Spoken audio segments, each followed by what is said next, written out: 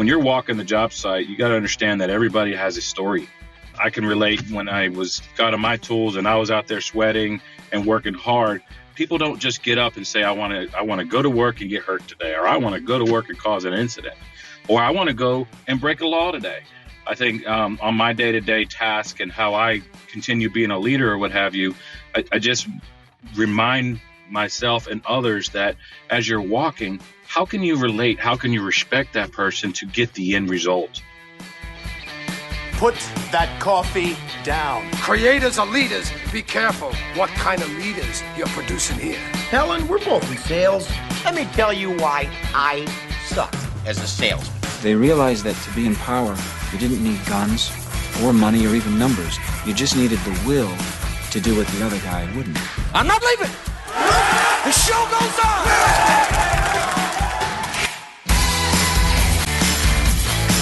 Well, hello there, friend. Welcome to the Construction Leadership Podcast, where we deliver ideas and insights from leaders across the construction industry every week to help you lead more effectively.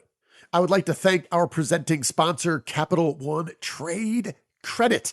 If you, my friend, are interested in increasing top-line revenue while decreasing risk by leveraging a state-of-the-art digital platform that makes it easy for your customers to buy from you, that's right, easy to buy from. That's really important. If you're interested, check out Capital One Trade Credit.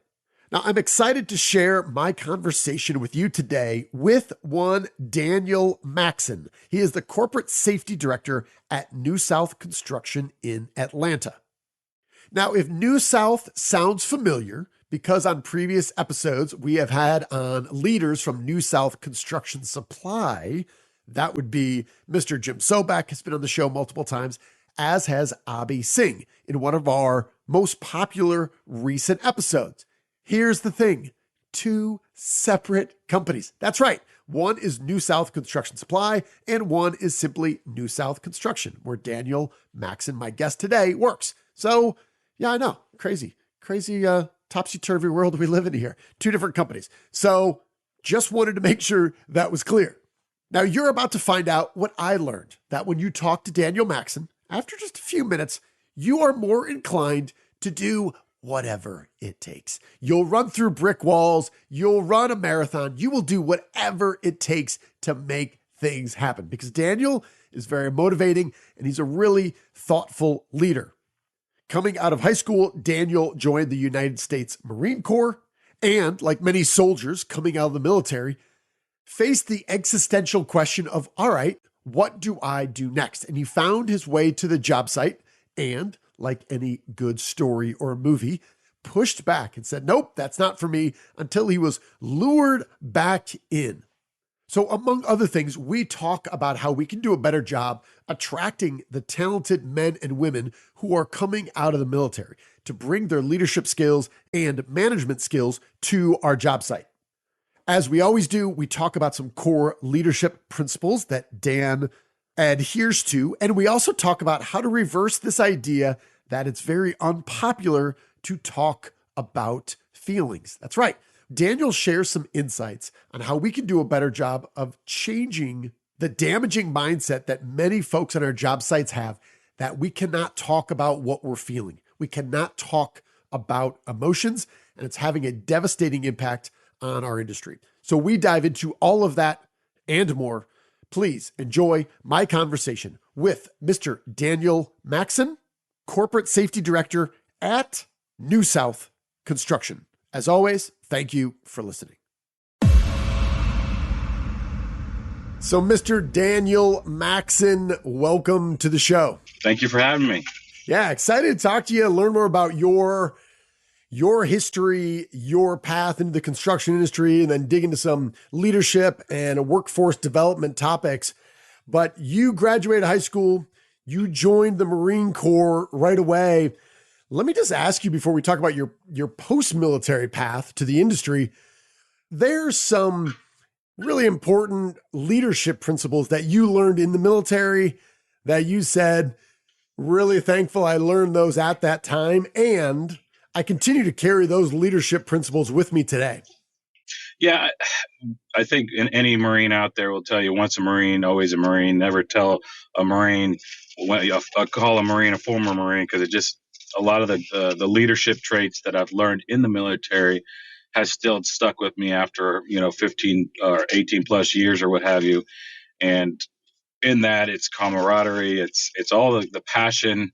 It just transfers over where I am today, and it's just awesome that I'm able to still hang on to those subconsciously and maybe even some consciously sometimes. Yeah, for sure. So tell me about, you're in the Marine Corps, you get out, walk me through what those steps were until you got here today, or what were those steps to get you into the construction industry?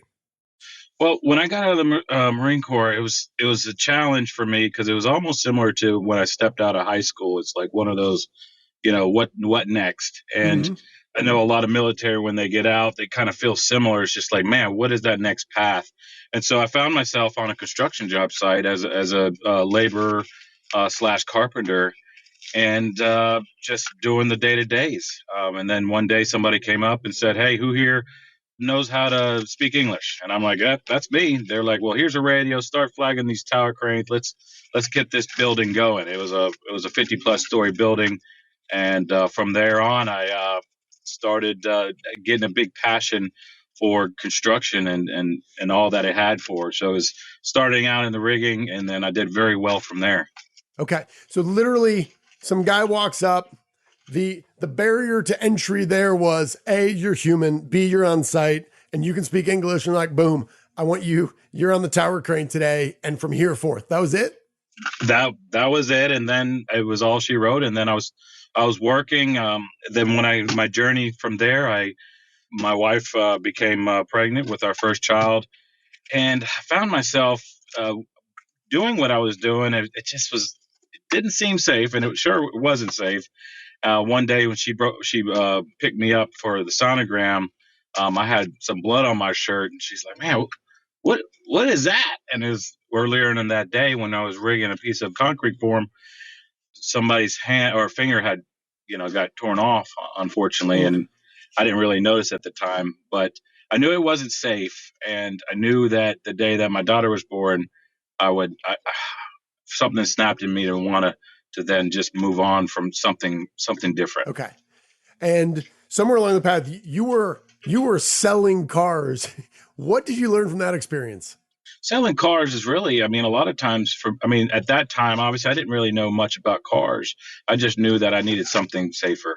Yeah. And I got a job, an opportunity, and really I was just myself. And just, I think generally when people go in and buy cars, they already have it. They're already going there, and you're, if it's if are they going to buy a vehicle from you or the next person. And then I did very well from there, and that was a short-lived area, but it's relatable to the where I'm at, because it allowed me to relate to people and be genuine to people, and success. There was a big success level coming from that during my time in selling cars, and then I went back into the construction industry doing safety. Whether it's safety or it's a superintendent or it's a project executive, one thing we talk about often is the struggle that people have being relatable while being authentic. And I think we intuitively know that trust comes when we're a little bit vulnerable, but we're willing to let people know, especially on a construction site, "Hey, I'm not sure exactly how to do this," or "I'm not sure it's safe," or "I'm not sure I'm going to be real productive today because I'm kind of guessing what I'm doing." And yet that is often a struggle. Daniel, as you think about your career and being able to relate with people from different walks of life, with different experiences in the industry or outside the industry, is that something that can be taught for folks to improve how easily they relate to people and come across in an authentic way? I think it is. I honestly, either taught or somehow, if you don't have that attitude in life and remaining humble, or getting to a sense of humbleness when you're walking on the job site. I tell all the folks that work in the department is that when you're walking the job site, you got to understand that everybody has a story. I can relate when I got on my tools and I was out there sweating and working hard. People don't just get up and say, I want to go to work and get hurt today, or I want to go to work and cause an incident, or I want to go and break a law today.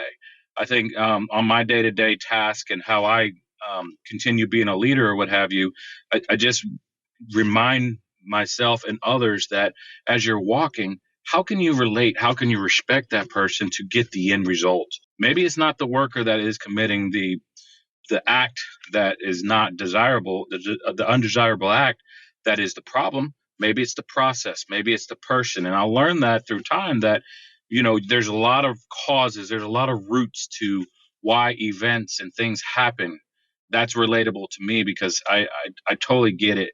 And then my journey up until this day and still till this day is you learn more from people that are out there conducting work, boots on the ground, not only about just life, but of the overall process. If you want to know where the next accident is going to happen, ask that person that's out there working day to day. And then how can you affect change with the leadership that is managing those employees as well?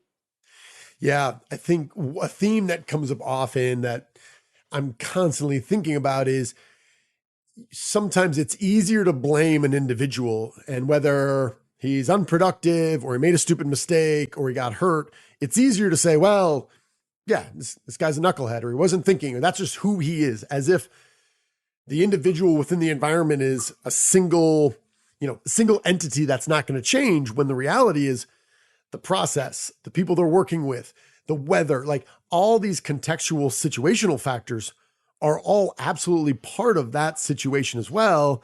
And sometimes we focus more on the person than the situation. And I think you're just kind of describing that really well. Let me ask you this. As you think about coaching folks, think about time allocation.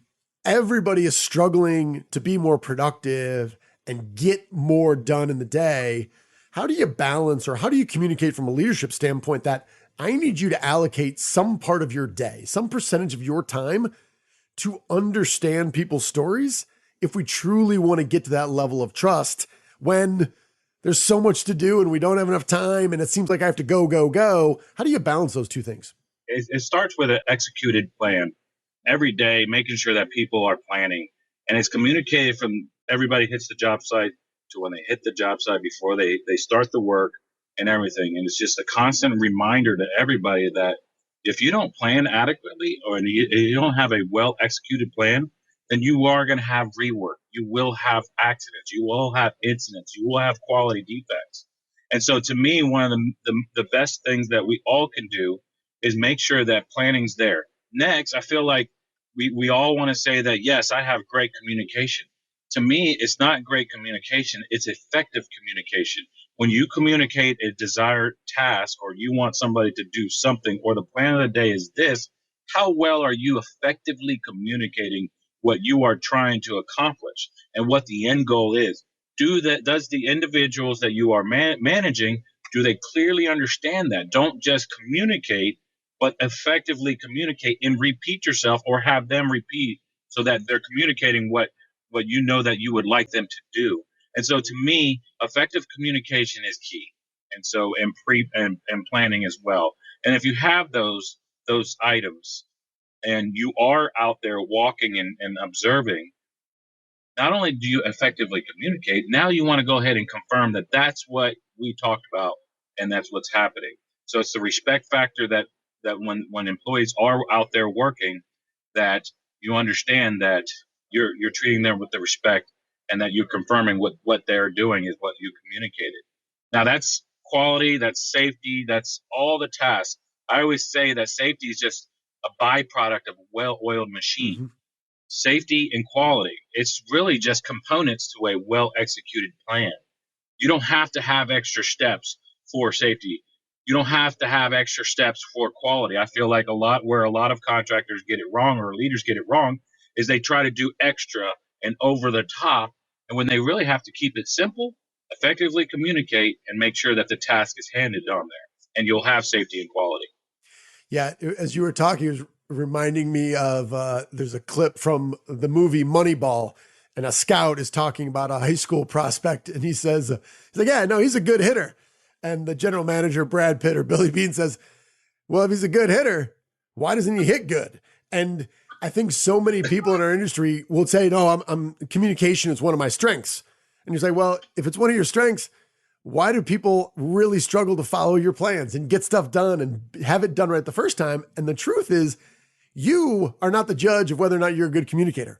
It's all the people around you. If they'll say, no, Daniel's really good and he helps us understand, and then we can get it done right the first time, they're the judge of your effectiveness when it comes to communication. Definitely. That's exactly what it is. And it's not just safety. It's in everything that if you want to be elite and you want to climb to elite status, then that's what you will do. You will make sure that you have effective communication.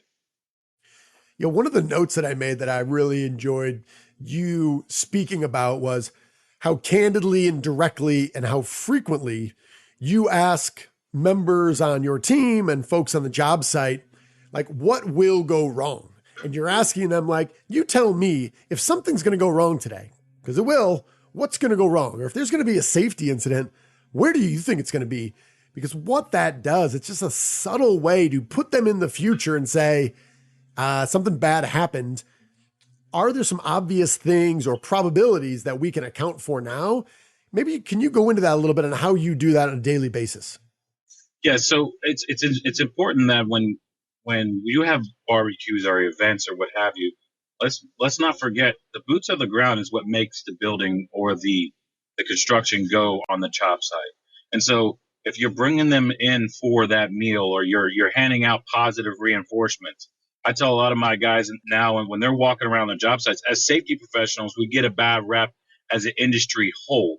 But what I challenge them to do is, as I am walking with them on their projects, I see how is the environment within the workers. How are they walking? Are they hiding? Are they defensive when you speak to them? What are their attitudes? Because that is a clear sign that there is something wrong with the connection that my safety professional or our superintendents or our field staff have with the workforce. And I believe that if we get them ingrained in the process through communication, we know something a little about them. We are congratulating them with incentives and rewards just as much as we are holding them accountable. I believe what you're going to find is when you do ask them certain things or you're getting those text messages, hey, there's this safety observation over here, you may want to fix it, and they feel good about doing that, then you're really creating the culture of caring where everybody's job is truly safety. And I know that's cliche. A lot of folks do that and say that, but I feel like what you try to do is if you empower everybody to work safe and correct and communicate those actions, then you will get that end result. So I think that's through incentive-based programs, clearly communicating, encouraging folks, empowering them, constantly communicating with them, not just on the day-to-day construction activities, but do you even care what their favorite team is or what their family members are? And just get down to earth. Remember, everybody on that job site has a story. If you tap into that, I think that to me is a secret component or a secret sauce to to effective job site. And to me, those are some key components. Let's pivot just a little bit because I think there's a real opportunity. And I think some companies are doing really well and some are collaborating with associations doing it really well. And other people are still really grasping at straws to some degree. And I think we'll maybe kind of switch from the idea of boots on the ground on the construction site from boots on soldiers. Let's talk a little bit about workforce development. And are there any ideas, having been through this? Now, your path wasn't a clear path out of the military into the construction industry, but it was a path. What ideas do you have, or what things have you seen well where we can really take veterans and say a lot of what you've been successful with in the military can be directly applied in an industry that sorely needs talent and discipline and focused schedules, all things that I know many folks who come out of the military, they have these skills and capabilities. Government spends a lot of money on each individual to train them the way that they want them to be in their respective branches. And I just see that as I say untapped because there are organizations that are set up. I feel like in construction, I think there can be a better push I believe that a lot of military individuals, once shown the light, will supersede most expectations and what have you once they're locked in. When I stepped out of the military again, I felt lost. I did not know, I didn't have a purpose. And then as I see others as well, I feel like that, where their path of choosing, we have a big epidemic currently for, mental health. I think that's a feeder to suicides and other things that we can prevent this by giving pathways. I believe that there should be more job fairs. There should be more outreach to the counselors within the military as people are deciding to get out, because somebody just doesn't say, oh, I'm getting out. It's a multi-month process for when you decide to get out to then choose a path to get out. So I feel like there should be more of a path. Now, there is another organization called Construction Ready, and they're an organization based out of Atlanta, and there's a lot of donors out there that has supported them. They have a two-pronged approach. They have a K through 12 market where they're a not-for-profit organization where they engage children in K through 12 to get them the trades and the funding for their schools and what have you. And there's an adult learning one as well that has the ability to reach out to military, has the ability to go to undeveloped communities and allow. It's not just the military. There are communities out there where people feel like, I took a couple wrong turns. Mm-hmm. Well, Construction Ready, like a program with Construction Ready, gets those folks ready with certain training items and gets them in touch with contractors that are needing help. There is a big gap in employees and workforce in the construction community. I know in a lot of industries, but there is a need for bodies on there to work within construction. And I don't think there's a lot of organizations that are doing a good job in getting it going. You bring up a good point there, Daniel, that I hadn't considered and am completely ignorant about. Maybe give us a little context. What is that process like? You mentioned the counselors in there. I don't know if this is more or less right, but the idea of a high school counselor might give you direction on where to go next. There's a counselor in there saying, all right, what are your unique capabilities? What do you love to do? Where can we direct to help you transition quickly into post-military life? Is that the group within the military that we need to connect with? That's a question. And then just maybe you can fill this in a little bit. Give me a little context of what's that like as you are transitioning over those last weeks or months out of the military into your civilian life. And mind you, that transition is very scary because now you got to think you're used to a way of life for however long you were in the military. Right. And now that you are now transitioning to be a civilian where a lot of those structures are no longer there. So I think a lot of, mental shock factors kind of come into play as you now transition to, whoa, I had a structure now to no structure. So that's challenge. But number two, the counselor, I call them counselors, but yes, there are departments within, the whatever branch or what have you that you can go and say, hey, I want to do these things. But then it goes into the whole, you got to be exposed to those things. So there's no interning. There's none of those things that as if you went into college. There are some programs, but you got to know the right people in order to get into those.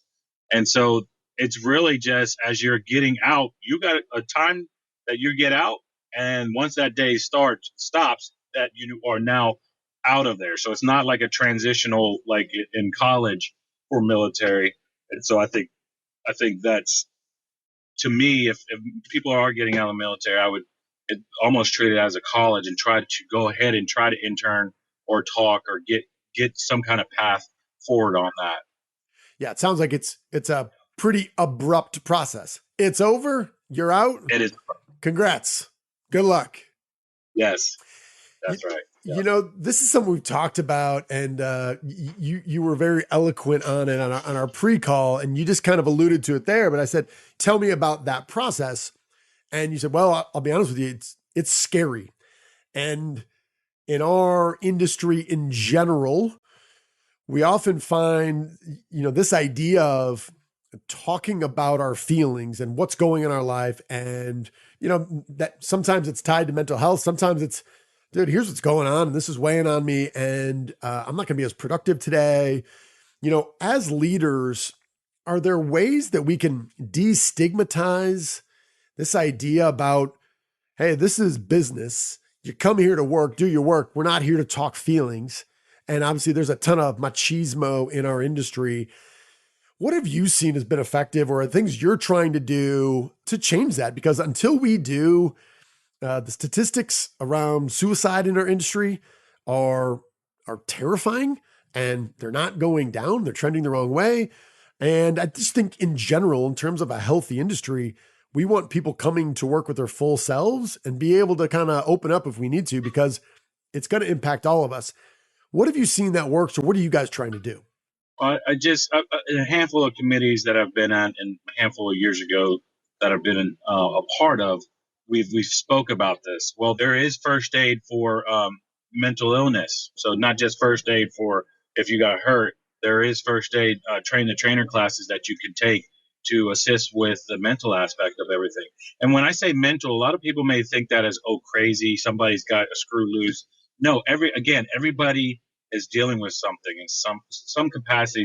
Everybody has something that they're dealing with. Right. And I think COVID has accelerated that even more, that if you think about it, people had people that died.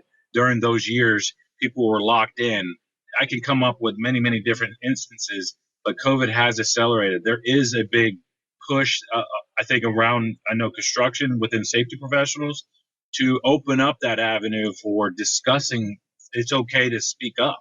And there are phone numbers that you can call, and it's okay to talk. Not only that, look in signs and symptoms for when people are saying something. It may be another way for cry for help. And so it's a lot of times it's really just providing those resources for people to go to and avenues to make sure that, hey, this is the training aids that you can do. Superintendents, if you see something and you see facial movement, you see somebody changing, that can be steps away from somebody committing suicide or doing something that they should not. And I always look at it to approach that when somebody's working and they're off a bit, let's go ahead and pause and ask some questions to see if there's more to it. And, I think what you'll find is there's something that we need to understand, that we have to help and be okay with it. Because again, a lot of people in construction, they have that big boy mentality, that strong mentality, that machismo and mentality, and we have to break that barrier. I think it's even evident, when somebody's feeling heart attack symptoms or stress or stroke symptoms, Yeah. They don't even want to go to the hospital. So it's like another thing with that. And so much less if somebody's dealing with something mentally. Don't just say, get going. There's a lot of people that have committed suicide and you could have said something, but you didn't. Yeah. And I think it's, in one way, it's almost helpful to think about part of this is being human. I was recently reading a book, and they were talking about the survivors of World War II, some of the Jews that were in Auschwitz. Many of them relocated and kind of, started Israel. And they said so many folks were walking around that experienced the same thing. And the attitude was, you don't talk about it, you suck it up, and you grind through it. And any sort of idea, obviously they didn't call it PTSD back then, was just shoved deep down inside. And I can only imagine that level of atrocity. They were saying the same things, which is stuff it down, suck it up. We're all in this together. It doesn't matter. And you're going to fight through that regardless. So I think part of this is just kind of the human condition. And then I think, right, where we're spending our time more in the construction industry, we see it more and more common. But I think your point of first aid and what does first aid mean, immediately that concept, I think of, you cut yourself, right? We got to stop the bleeding, we bandages and things like that. So I think your idea of saying, hey, yes, and it's also this, it can also be around mental wellness. I think just, for me, just expanding that concept alone, I think is the first step to then thinking about, okay, how might this be applied? So I think it's really powerful. I also, I've managed claims for many years as well. Yeah. And I've seen that, and these are my statistics. I don't think it's anything that you can look up online, but my statistics of handling injuries and people that are going through injuries. I always tell everybody, look, when somebody gets hurt, or if you get hurt, 65% of recovering from that event is mental. If you're not doing what the physical therapist or the doctor says, or just trying to get through that event that occurred to you, then your body is not going to heal the way it should. So it's 65% to me is mental.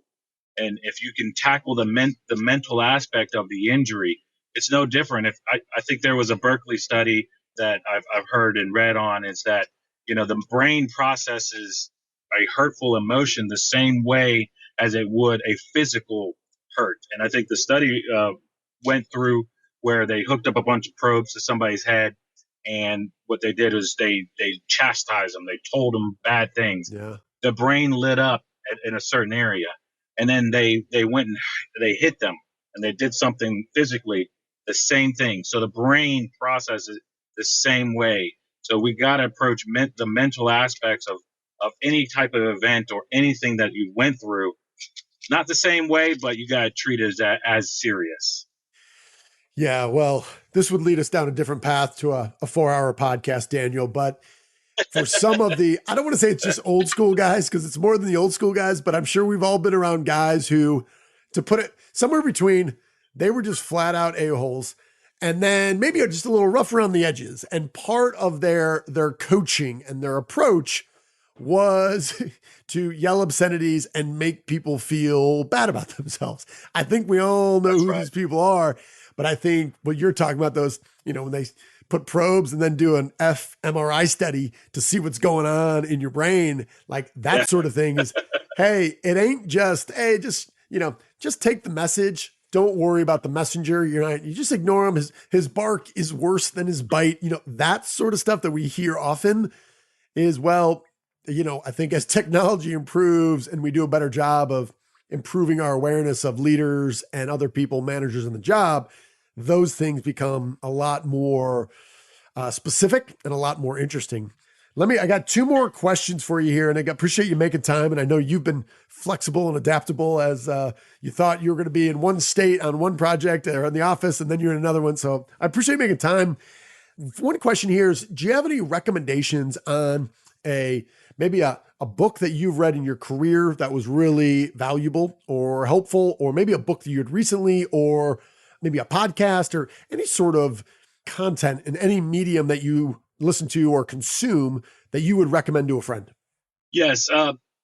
There's a podcast that I love to listen to by a colleague of mine, a good friend as well. He's also an instructor at Georgia Tech. His name is Phil Greisen, and it's called the Leader Think Podcast.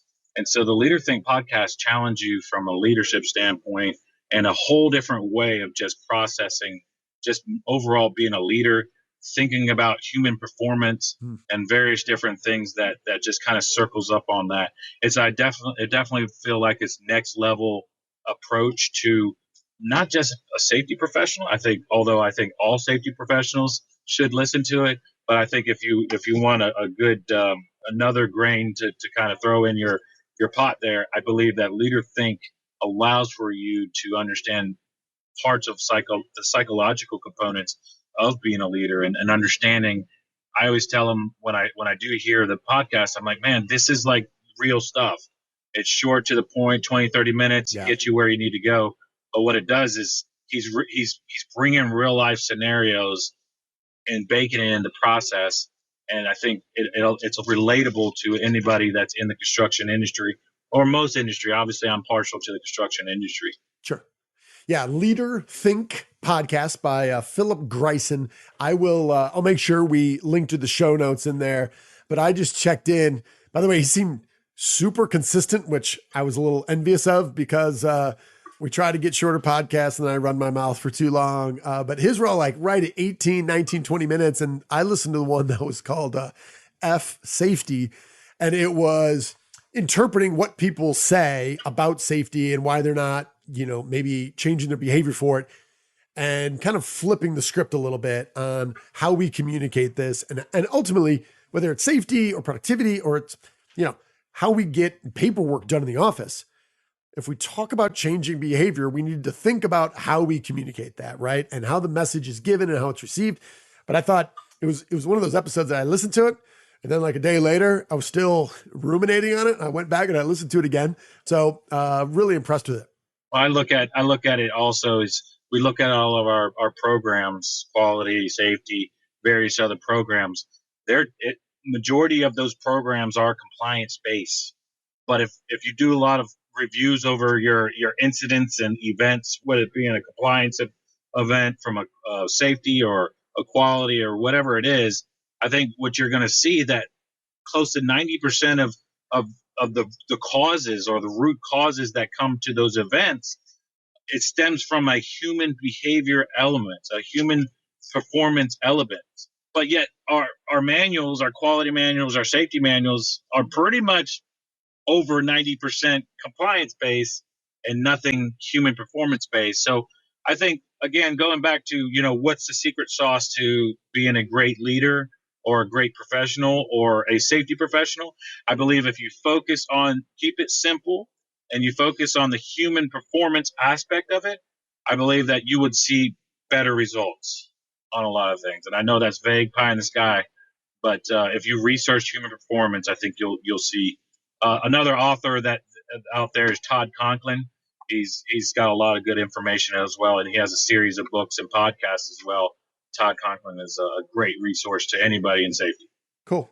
Maybe last question here. So I went on the website, doing a little research, seen you and some of your colleagues, and I saw that if you click on the bio, you learn more about yourself. And at the bottom, everybody had just a handful of little terms or phrases. And I'm going to read you yours, and I'm going to ask you a question about one.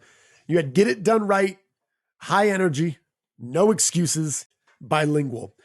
I want to zero in here on the high energy one for maybe our last question there, is because meeting with you and talking to you, you do bring an energy that I think gets people up, right? And I think after our call, I'm like, dude, I'm ready to go out on the job and I'm going to run through, metaphorically speaking, we're building stuff, but running through walls for this guy. Like, you're the type of people we want to work for, right? And my question is, can you teach people to have high energy, or is part of it just kind of wherever your level of stasis is, and maybe guys like you and me, maybe the energy and enthusiasm is just naturally up a notch? Or is this something that you say, hey, he's good, but as a leader and as you think about your effectiveness, part of this is the energy that you're bringing to the table. You're a little bit on the low side. Have you thought about this? I think that's a wonderful question. And I think a lot of people may not like my answer, but I love taking somebody with limited experience and seeing what we can do with them, that raw material. And sometimes their passion may not show at first, or sometimes their energy level is not there. But I think nothing's more fulfilling as a leader that when you take them in one way and then that one day it pops, it snaps in them, and now you're just seeing them another way, is one of the most fulfilling things out there. I believe passion is contagious. And if you haven't explained to that, if that person has not absorbed the why and made it their why, it's focusing on the why, then you keep on working. Now, I believe most people can get the high energy, but the high energy comes from really caring about something. Okay. Because as you could ask my wife, if there's certain things that she'll bring up and my energy level is way low, but on the job site, I just love affecting, boots on the ground and seeing the empowerment level and seeing, wow, I can be a certain way, or a subcontractor may start a job one way, but by the time they leave a job site, they are bought in and they're carrying on to the next job. Nothing's more fulfilling. So energy, passion, when you have that why, and you have to focus on what, if you're not feeling that energy, are you in the place that you want to be? Yeah. Maybe construction isn't for you, or maybe the job that you chose, you got to choose a different job. That's why there's so many different types of jobs in construction. You can be a VDC manager, you could be an accountant, to a safety, to a superintendent, a project manager. There's so many different jobs. And it's amazing to see when somebody decided to switch from a PM to superintendent, how they have flourished. So to me, if people focus on their why, they will get that energy. And I love being contagious with it, spreading that. Well, hey, I'm glad I asked. That was a great answer. I think this is a great place to end. And again, I appreciate all the the energy you've brought to this. You've also brought a bunch of ideas and insights, and I know you're an extremely busy man, so I appreciate you making time. Thank you, Daniel Maxson, for joining the show. Thank you. All right then, friend, how did that go? Hopefully you enjoyed my conversation with Mr. Daniel Maxson of New South Construction, not to be confused with the other stellar organization, New South Construction Supply. I'd like to thank our presenting sponsor, Capital One Trade Credit. If you're interested in increasing revenue while decreasing risk, Google Capital One Trade Credit and see if it's a fit for you. And if you got value from this episode with Daniel Maxson, I'd love for you to do two things when you find just a few seconds. Number one, please share this with someone you know. Our goal is to make this the best podcast you listen to, and we want to reach a greater audience. So if you have a minute, feel free to share that with folks on your team who would benefit from it. And also, this one's a little bit more, this is more of a favor. The reviews that you would leave on Apple or Spotify or wherever you listen to this podcast, if you can leave a review for us, those mean more to us than you know. And with our rebranding that we've been talking about, including the show, the Construction Leadership Podcast, if you haven't already, go to BradleyHartmanandCo.com, Bradley Hartman, 2 N's, and Co.com. And at the bottom of almost every single page, you will see a sign up for our newsletter. Make sure you never miss some of the highlights that come from these podcast episodes. And by signing up for the newsletter, you will get access to all our templates and tools that we have made specifically for our podcast listeners. So those are free. You can get access to them simply by signing up to the newsletter. And at any point in the time, if you feel that you've made a poor choice in signing up for our newsletter, you can always unsubscribe with one click, but I promise you, I'm going to do my damnedest to make sure it's always worth your time and attention, just like this show. So that's all we've got. As always, thank you for listening. We will close out with our leadership mantra. You, my friend, are owed nothing. Deliver value first. Make it a great week.